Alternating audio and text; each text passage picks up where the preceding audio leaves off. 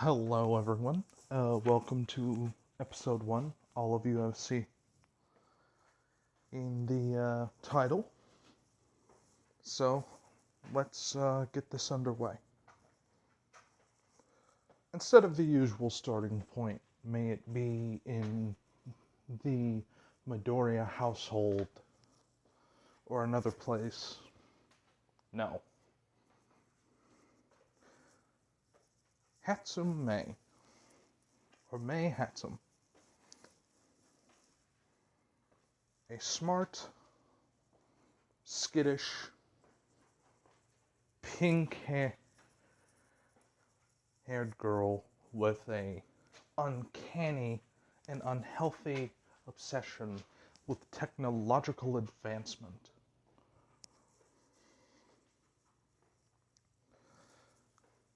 Now, she was young when she thought of this. When she seen her first idea of robotics. So, why not look up media of robots? She came across the Star Wars franchise. She came across jump ships, insane things, some things that were inefficient that could be worked on, even with the current technology level. But one thing specifically, the Separatist army, specifically the droids, the unrelenting efficiency and inefficient models. She watched this media when she was about 10. Old things. In the year 2000, animation isn't the best, but it's still nice to see how 3D animation was pre-Quirk.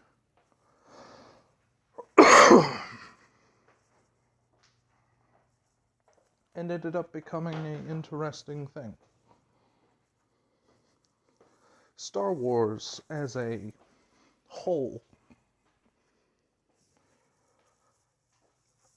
ended up becoming a family interest in the Hatsum household from that point forward. But one character in the Star Wars franchise kept gnawing and clawing at the back of May's mind. It was there constantly. And it was a need to make, to try. So she did. She failed, but her father wasn't around often, but was supportive. Very supportive. Time would pass. 5 years. 5 years of blood, sweat, tears, and work. Throwing herself at this project through day and night, being forced to go to sleep by the parents, forced to eat. The obsession for 5 years on this project. Project Izuku.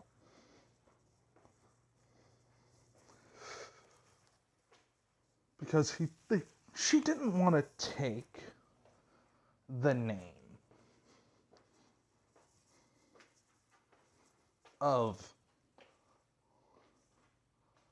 well, the most notable super tactical droid. And seemingly, in her eyes, the most efficient.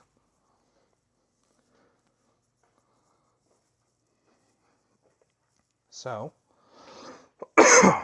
excuse me, my apologies. Cough is still there, but as you can tell, it's subsiding. Anyway, back to it. She didn't want to take the name. After all, she wanted to make it her own. That and Disney is still a thing. So, didn't want to push that button. Disney has become significantly more cutthroat in its marketing, but it is still there and still is a pillar. Through all this time, she finally got the program running to have the droid, well, at least the mind of the droid active, as well as, vocal and sight receptors. Language was very easily downloaded into it, as well as other languages such as English, Russian, German, the main major languages, and some obscure ones just to make sure I could throw its weight around.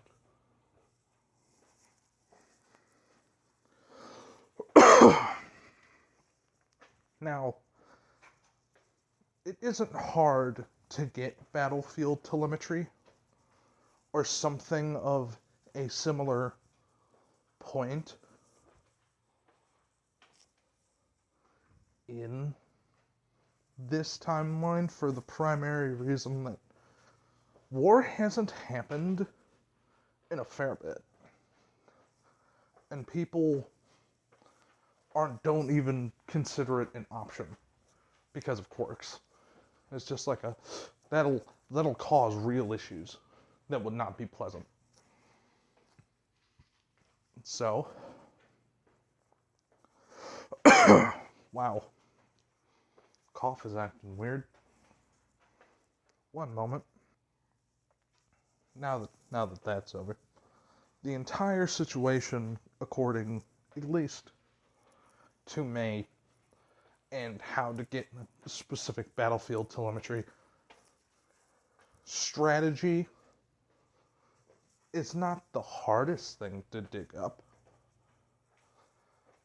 After all, there are multiple ways that someone could fabricate a program to just have strategic options running in the background, which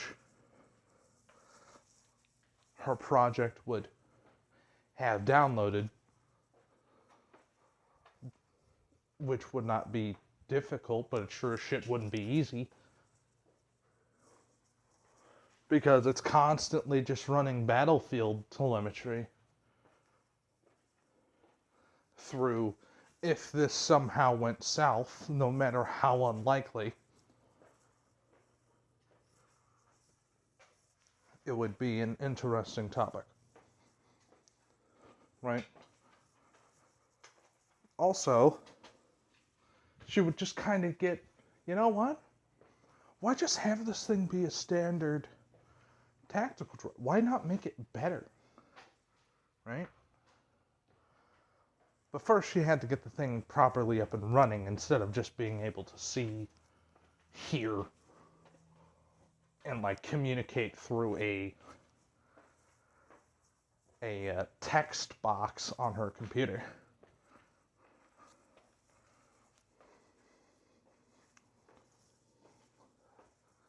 We'll swap to Izuku at this point. First time being booted up. It's a interesting experience.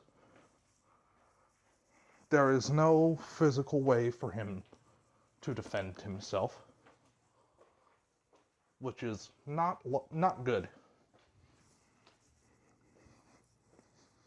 But scanning, seeing that Hatsum is the only one in the room, is flagged as a friendly, at least in parentheses on the side for now. It's pretty good.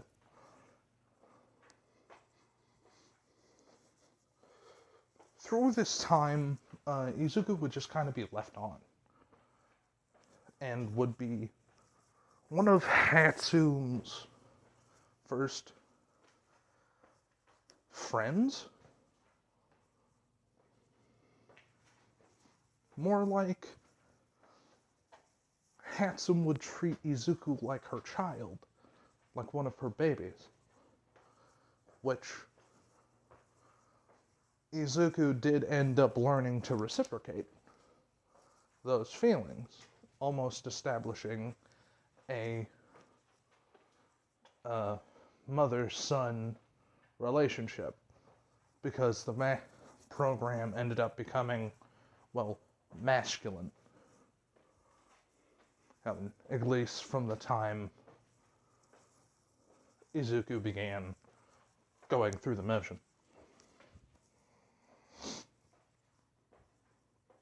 Through this time, the torso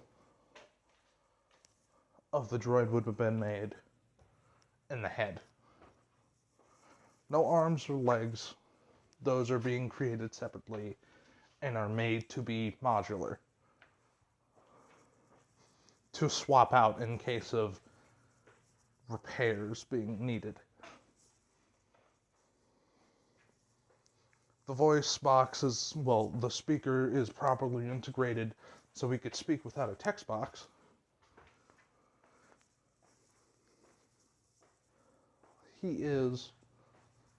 Izuku is more often than not, like, asking about the world.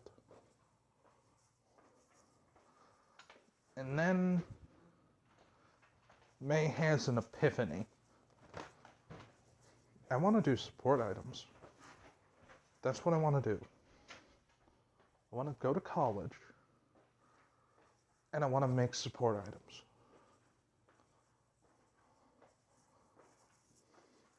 This is a super tactical droid.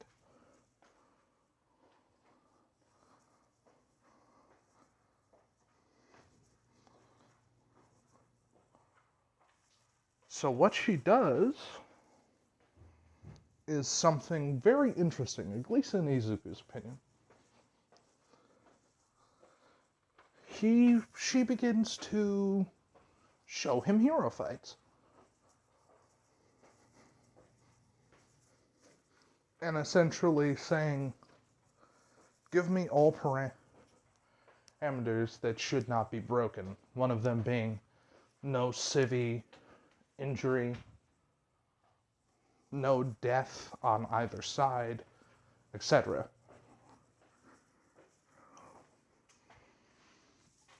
And also showing, like, rescue operations as well. May is showing Izuku telemetry that he is now running in the background. So not only is he running battlefield telemetry, he's also running, like, if someone is trapped underneath a burning building. If X, then Y, then Z. You understand what I mean. Izuku, during this time, is evolving. And is evolving pretty rapidly. Being shown media. And being shown what he's based off of. He finds it interesting. So what does he do?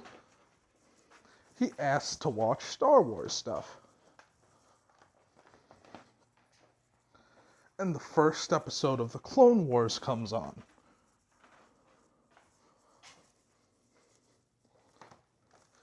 In the entire first episode, for once, May would realize something, because she essentially has a tablet that is showing essentially Izuku's thought process. Izuku knows this, and he quite frankly doesn't care at the moment. The commando droids.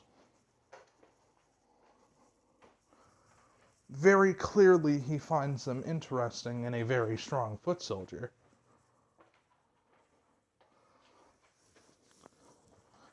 And for once, Handsome realizes that he is commending the use of fear tactics.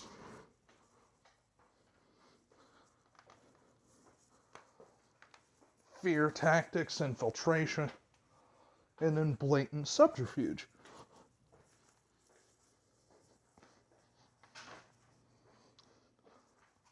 They find it very good and very adequate. When other droids are on screen,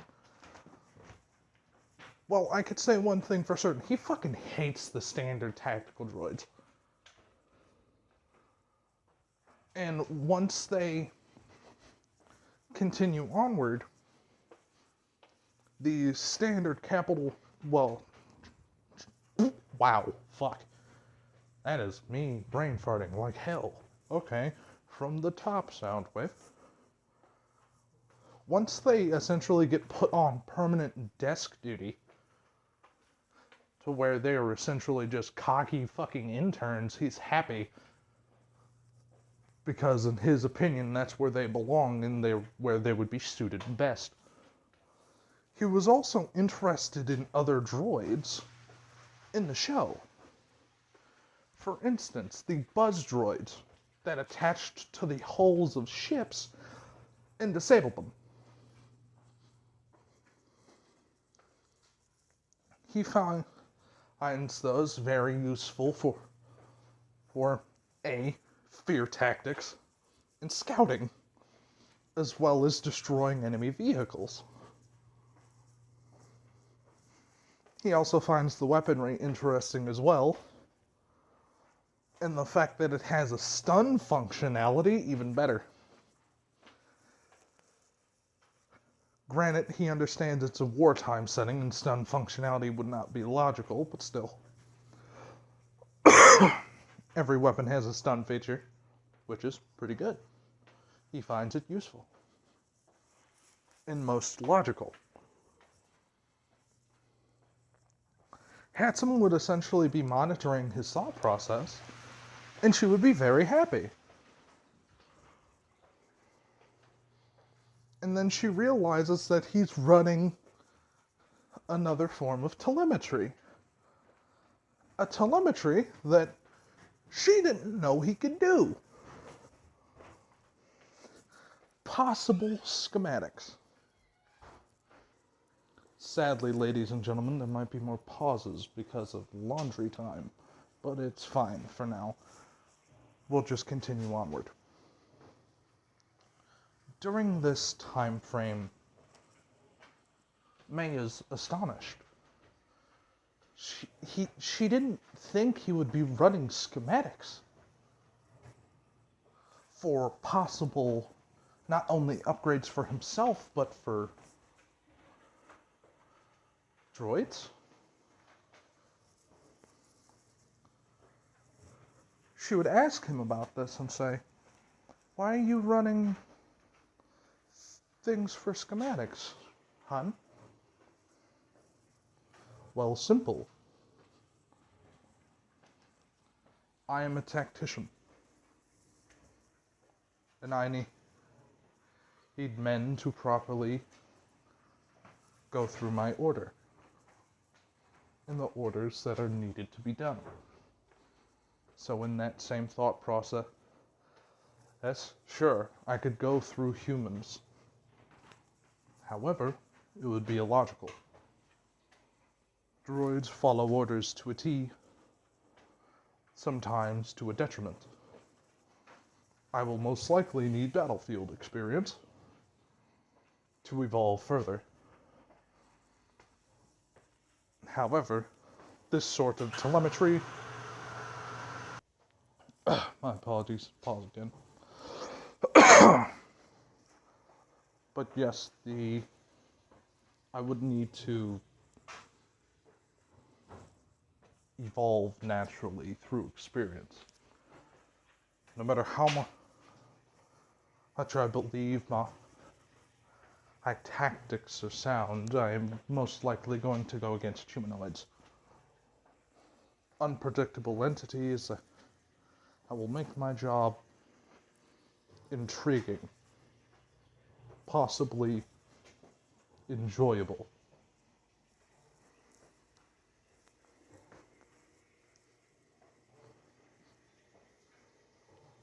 This will be an interesting experience.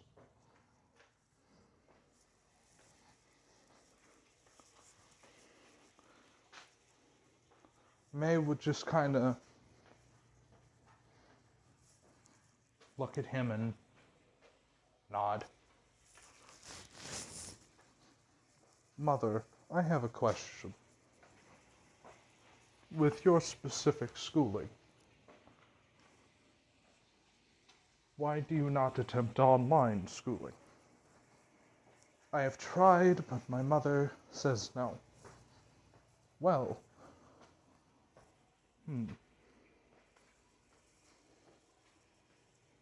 I see.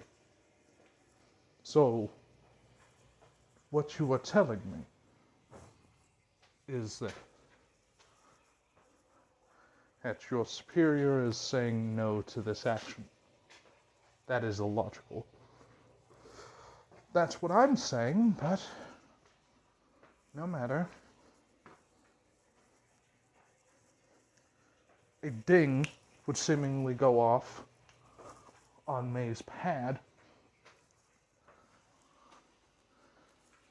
and Izuku would say something very interesting.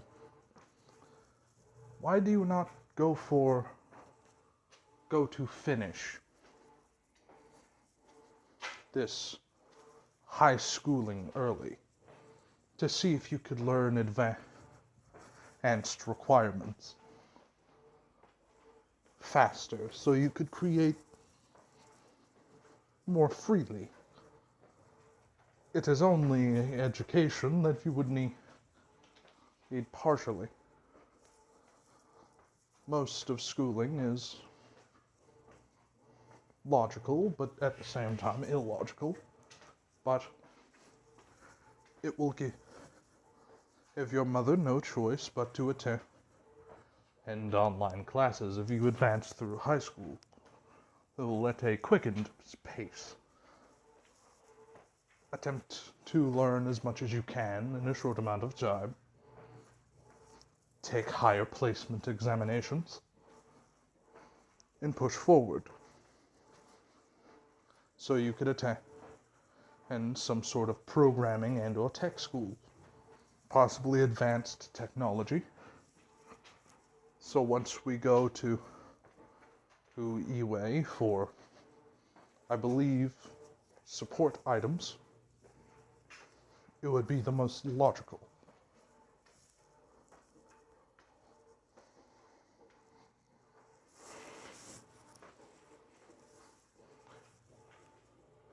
May would stop, look on the small thing hanging on the wall that's essentially Izuku's torso with the legs, well, the skeleton of the legs being built. How did I not think of this?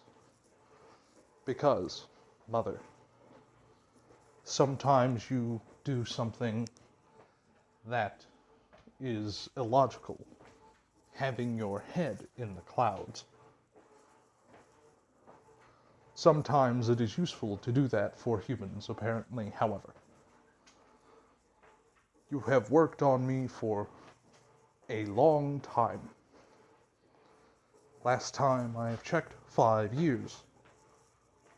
I believe it would be more logical for you to focus upon education. advance through your ranking very quickly.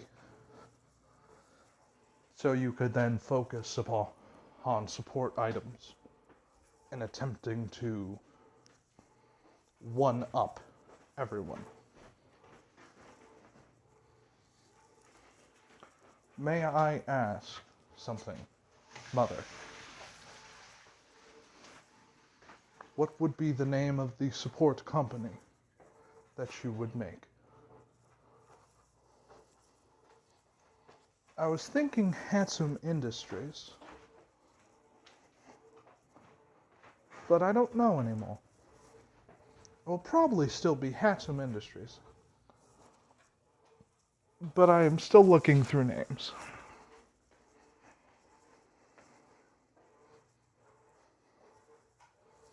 Logical.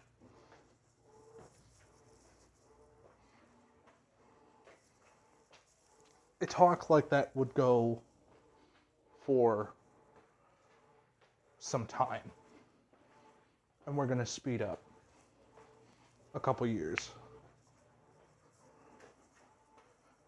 Because of Mei Hatsum's intelligence and Izuku's prodding to hold off on any of his schematics that he is making, and to make sure that she goes through schooling at a blindingly fast pace. Essentially telling her to devote time for study, understanding that she would love to work on Izuku, to get him moving around. However, Izuku says you could have more time not only to work on me, but other things, if you finish early. 2 years would pass. They would be 16 and finish high school. Fairly quickly. People with intelligence quirks are able to keep up. But because of Izuku and his protocols and him learning about psychology,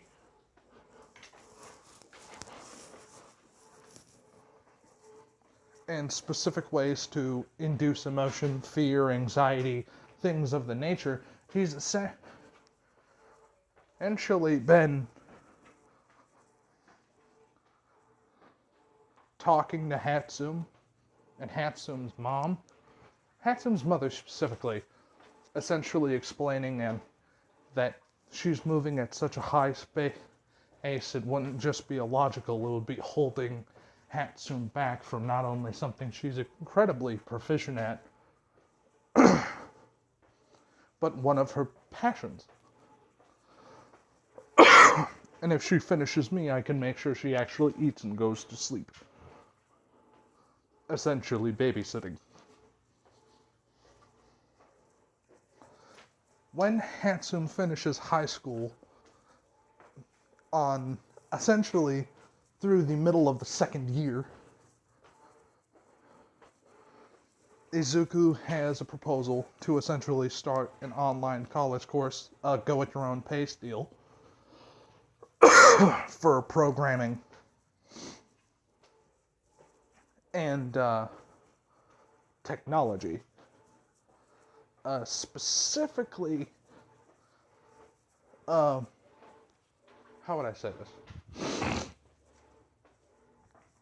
Theories of how to make hard light a possibility, etc.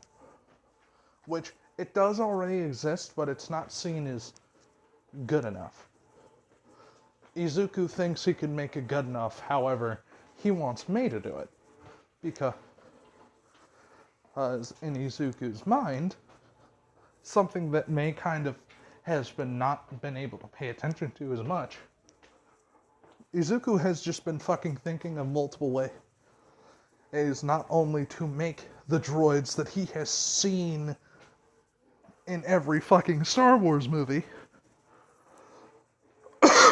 but he's also figured out about a very interesting set of comics that have a lot pertaining to Star Wars. That's right. Star Wars Legends. Or was it Legacy? I forgot, but you know the point. Izuku knows the culture of most of the entities in Star Wars, as well as the Jedi, the Sith, the way that the droids are, which he does feel some kinship with, and May and him do have like an hour-long conversation, which like May does explain that like people would see you as a machine, but I will see you as my child. All of my creations are my children. And you are one of my best. Which makes Izuku feel, I guess, warm inside, which he doesn't know if he's overclocking himself a bit too hard, but he doesn't really care.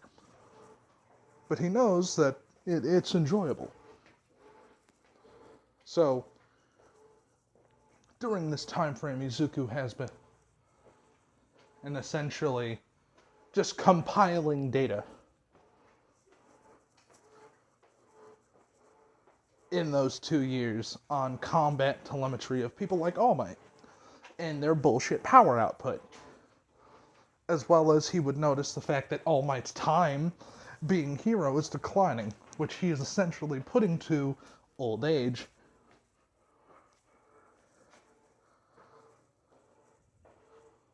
And he's like considering current All Might to Prime All Might at the moment when he notices the fact that the power is lowering dramatically. Granted, you can't tell that much, but like he could punch fucking rain into existence all the time. He can't do that as much now.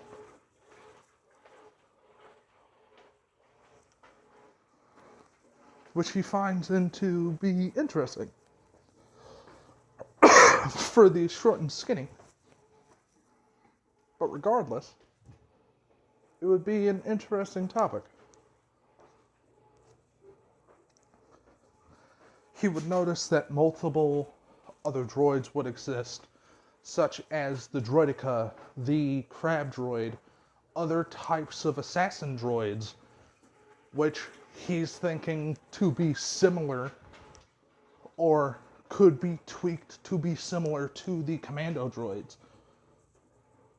The only fucking 2 droids he is not touching is the one that self-propagated 6 times and proceeded to try to genocide humanity, and the other one that just wanted to be left the fuck alone, owned by meat people. Granted, there were also 2 torture droids that he was looking at that look very unassuming, but are vindictive and sadistic as shit, that he's also just has in the back of his head sometimes. Because he's like, fuck, they would be just using fear tactics with them, for anyone that knows Star Wars, it's fucking not, oh god. That's a fucking sight. Also, just essentially learning about the astromech droids and the gonk droids and things of that nature, he would find it useful.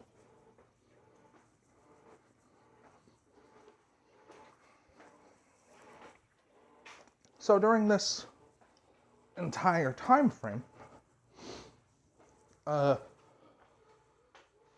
May would go through.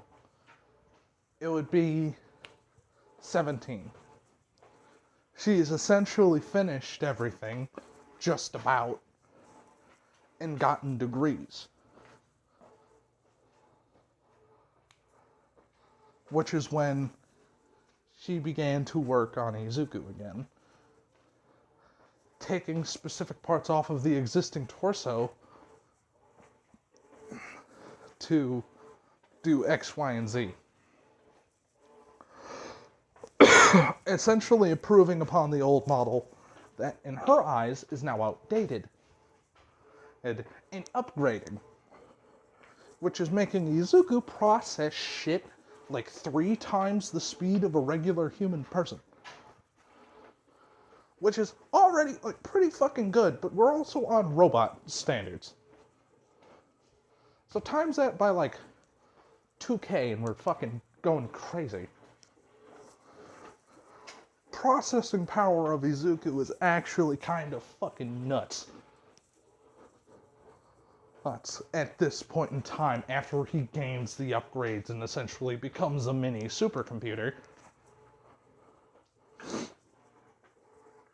But during that time frame, during that instance of intrigue,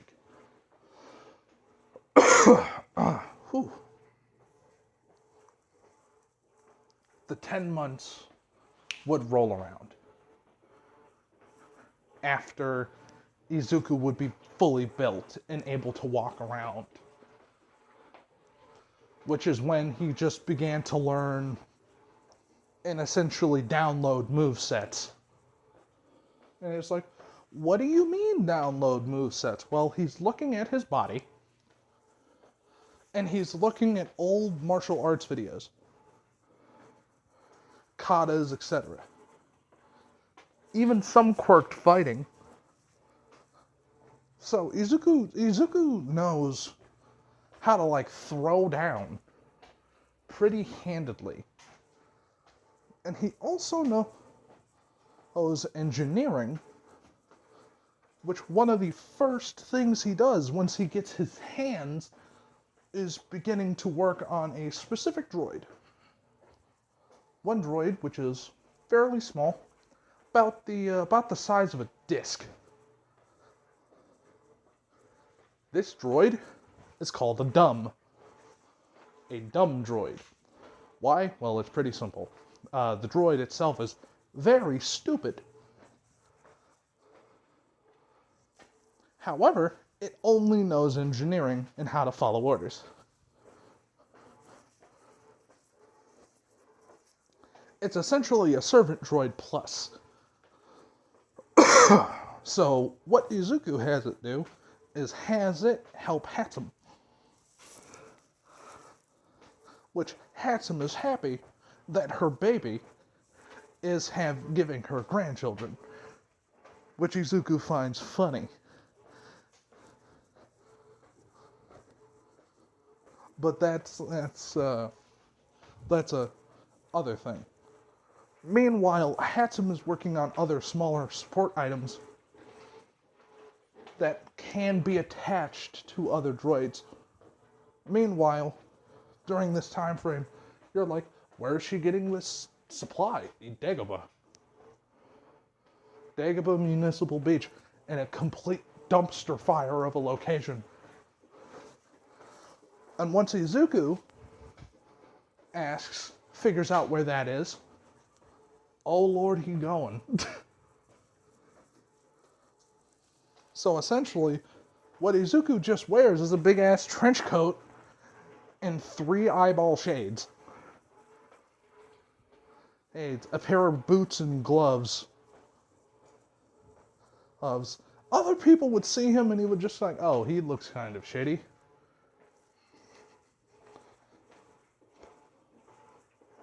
But Izuku would essentially just take parts from Dagobah. Like bring a big ass sack and just take parts. Like essentially deconstructing some vehicles that are there that he's thinking about, ooh, I could make something with this. Skitters away with the idea of making a damn crab droid, which oh God. He's trying, but that's going to take a while because he's still running telemetry on that. He can make other droids, it's just going to be more difficult. And dear Lord, God, I know you could hear that. Welcome to the washing machine zone. That is impressive. I'm going to take a quick pause. Now, I will say this. Izuku doesn't really sleep. Sure, he charges, but, like, he doesn't need to sleep. So what he does is pretty simple. He kind of just works through the night and makes sure Mei goes to sleep every once in a while.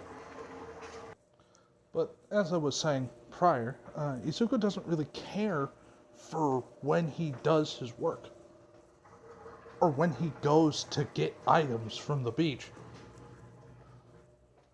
So people would give like slight tips that, hey, yo, there's this really fucking shady dude with seemingly a mutation quirk, about 6'3", wears a trench coat, all of a sudden is buttoned up, just kind of going to the beach like at random times of the day, at like night, and then coming back with a sack. So Eraser would eventually be called on it, as well as other people, just to survey it, right? So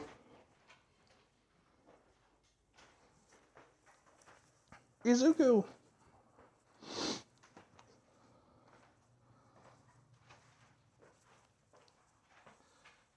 doesn't think he's doing anything illegal. He's pretty sure he's not doing anything illegal because this is already an illegal dump site.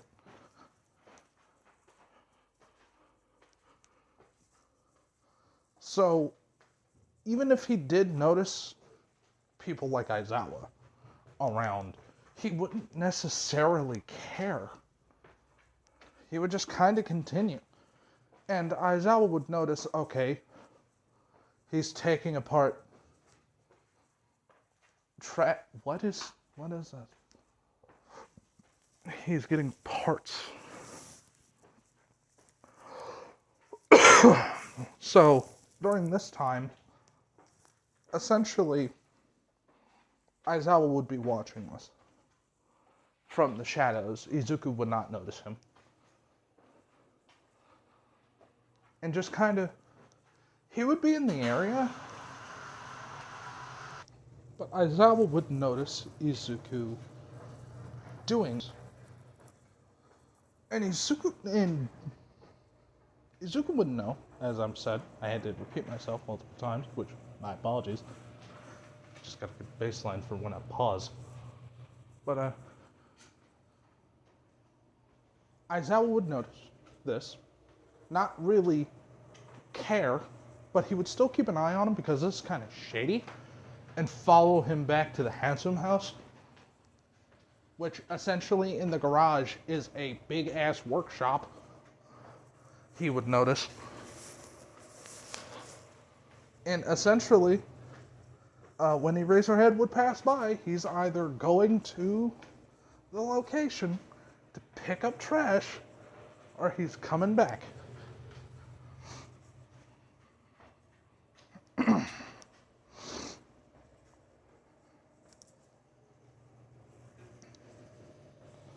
Until one day, Izuku is walking back home. He has his haul. It's enough parts to make sure what he made is amicable and accurate. After all,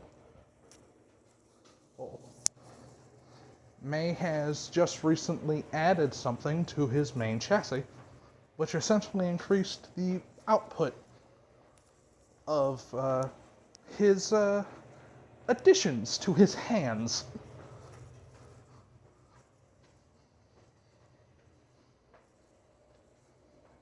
So, as Izuku is walking, Aizawa would notice. He would also notice a man following Izuku. And Izuku does notice this man, and he just turns down an alleyway. Aizawa was like, okay, so maybe this might actually be shady.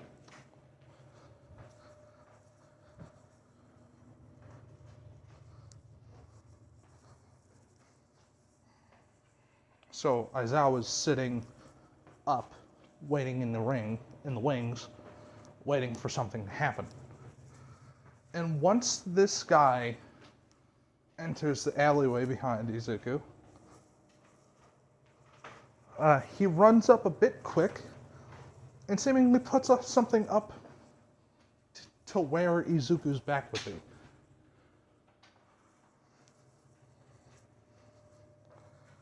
In that same instant, because Izuku noticed him like a block down, and he was kind of waiting for something like this to happen, because I need fighting experience, which was a secondary reason that he was doing this, to make sure that he could whip someone's ass if they get to the commander. Hands up nice and slow, and no one will get hurt, buddy, the man would say from behind Izuku. Izuku would drop the bag that he had over his shoulder, which would hit the man, causing him to stumble back a little bit, kind of knocking the gun off course. Izuku would turn around and just fucking bop the fuck out of this man. A very hard punch, a crack, and this man is on the floor unconscious.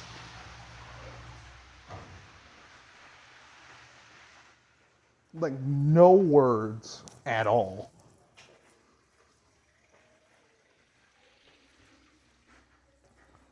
And Izuku, who takes off his 3 eyeball glasses, Aizawa would notice the glowing red eyes. Izuku would just kind of walk over to the gun, pick it up, and just break it. And say, I don't know how people get these. And I don't know why people use them. They're so inefficient. First time Aizawa would hear his voice, and it's like a TTS. It's robotic. At this time, Mr. Aizawa would jump down from the roof and say, "Are you okay?" Izuku would freeze because A, he didn't fucking see him, and this was not planned. He didn't think there were 2 of them.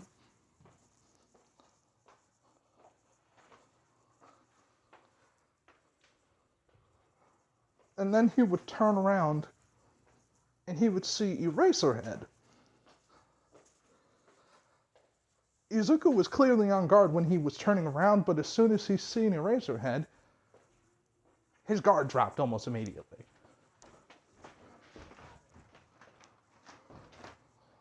And he says, "Oh, you are Eraserhead, correct? The pro hero? It is safe to assume that you see in the interaction between us, correct? I want you to know I did not use my quirk, because," he takes off his hat and hood to show that he is made of metal, "I am not a person. I am a machine. So I am going to take this, and I am going to say good day, sir." No, that's not how this worked. Well, are you holding me? Sir. So what you're telling me is that I haven't done anything wrong, and I cannot give a statement because I am a machine. At best, what could be, he said, it was attempted robbery, right, of a highly valuable item. And he's just going to point towards himself.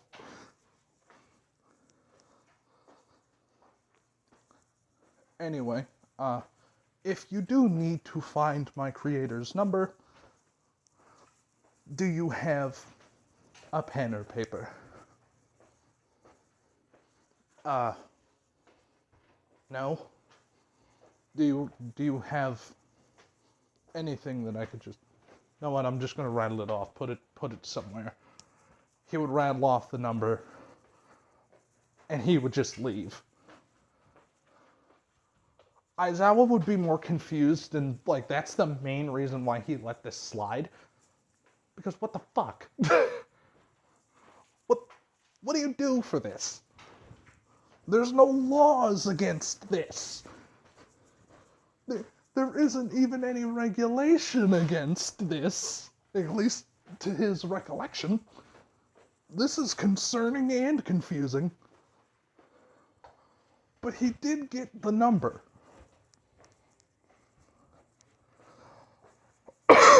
Now, this is a year that Aizawa didn't give a fuck about his classroom.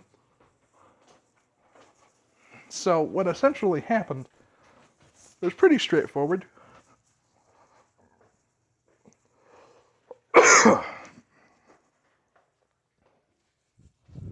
He was just kind of lounging about.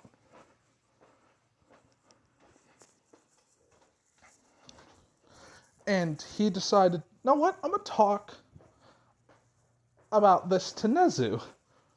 Mind you, this was like that morning. And Izuku isn't really doing anything else but trying to work on something.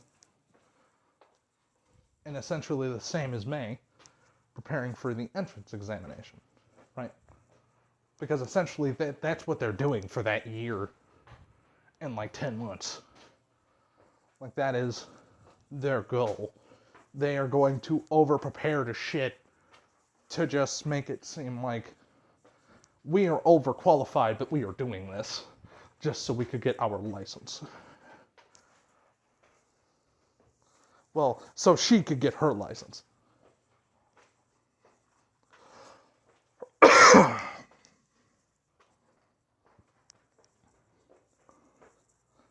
And Aizawa, no matter how much he doesn't really like talking to Nezu, because it's a damn migraine,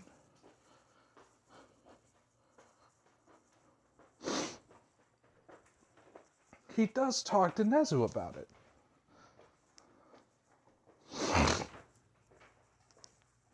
And Nezu almost immediately takes interest in the, ooh,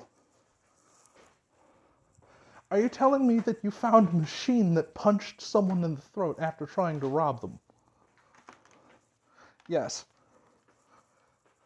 That's funny. That sounds like an interesting prospect. And you said it acted almost as if it was a person? Correct. Fascinating. Did it tell you where it lived? I already knew where it lived.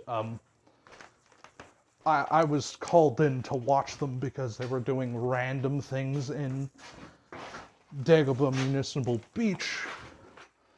The once beautiful place now turned into a dump site. Well, that is an interesting development. Please, keep me posted. Do you know who owns the house? Or place of residence, my apologies.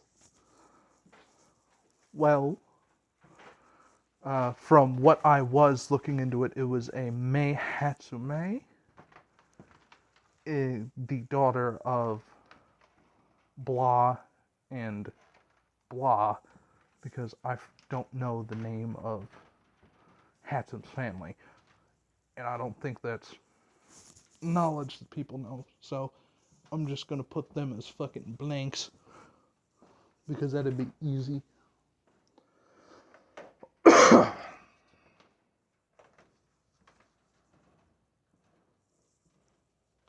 So, during this time frame, Nezu is very clearly keeping an eye on the Hatsum family and look into them realizing that the adults are not inventors, the child is.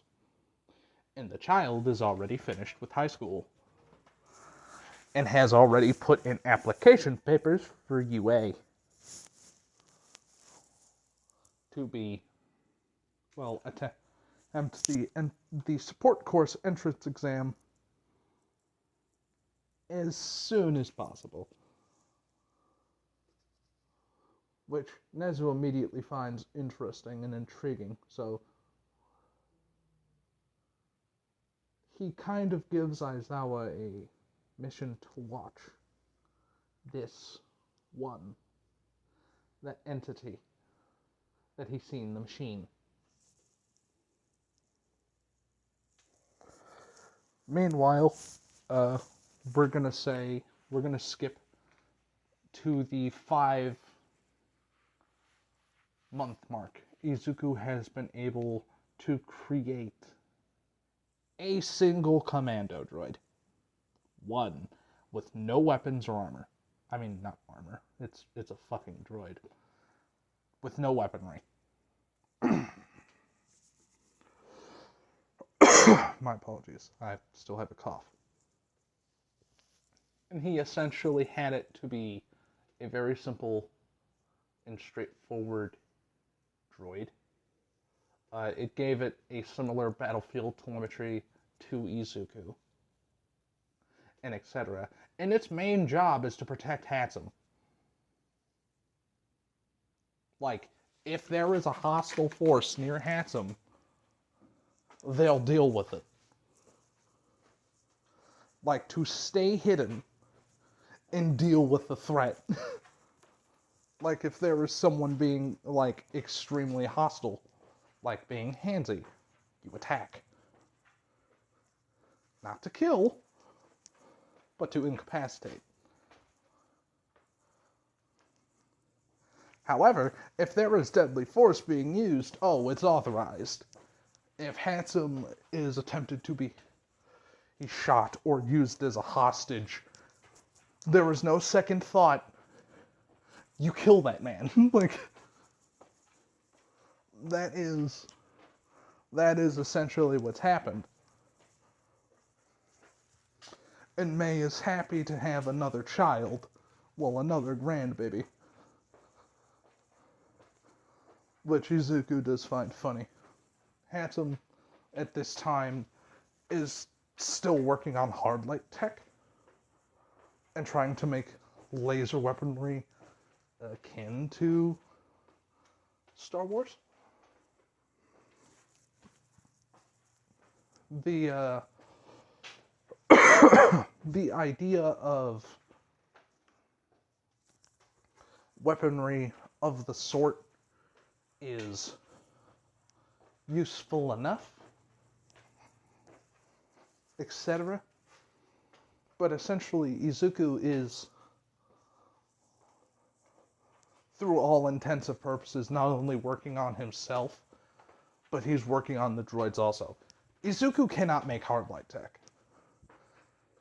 because he's not focused on it.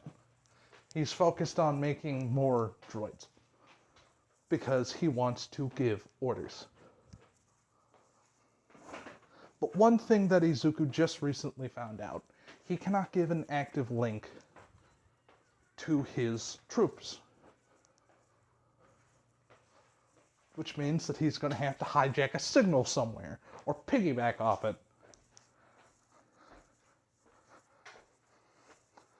And he doesn't think that the Hatsum family would allow him to fire off a damn satellite, or him to be able to get the resources to fire off a damn satellite.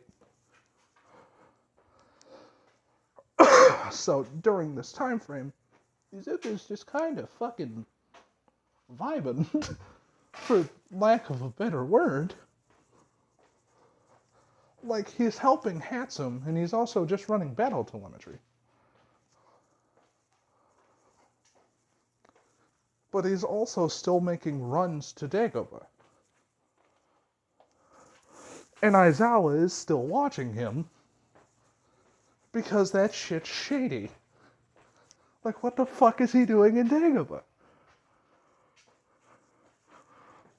Until, like, one day he decided to follow him a bit closer, which did tip Izuku off, but he's not doing anything illegal, and that's a Razorhead. I don't care. It's not my problem. So he's gonna go back and continue deconstructing a washing machine for the circuitry and wiring, as well as the metal that it is made out of. Essentially, he's just scrapping everything. But that is where I'm going to end it. Him just cold clocking, knocking somebody the fuck out. The law unable to do anything to him. Nezu realizing that Hatsune exists, as well as Izuku, which does interest him quite a bit. But until then, I will see you all later. I am going to vibe. Have a nice day, and I hope you enjoy. Like, comment, sub. Peace.